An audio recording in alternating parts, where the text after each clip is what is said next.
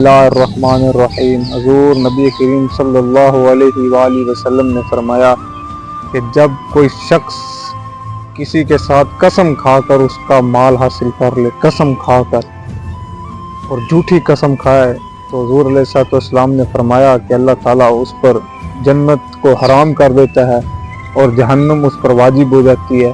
تو ایک آدمی نے رسول اللہ صلی اللہ علیہ وآلہ وسلم سے کہا کہ یا رسول اللہ صلی اللہ علیہ وآلہ وسلم کہ کیا وہ چھوٹی چیز کے لیے بھی قسم کھائے؟ تو رسول اللہ صلی اللہ علیہ وآلہ وسلم نے فرمایا کہ وہ چھوٹی چیز خواہ پیلو کی شاخ کیوں نہ ہو، اس پر بھی اگر قسم کھائی تو اس پر بھی وہی معاملات ہوں گے جو رسول اللہ صلی اللہ علیہ وآلہ وسلم نے فرمایا۔ اس لیے ہمیں چاہیے جب ہم کسی کو مال دیں یا اس سے مال لیں تو دیانتداری کا مظاہرہ کریں اس کے ساتھ، اور احسن اخلاق کے ساتھ اپنا مال بیچیں۔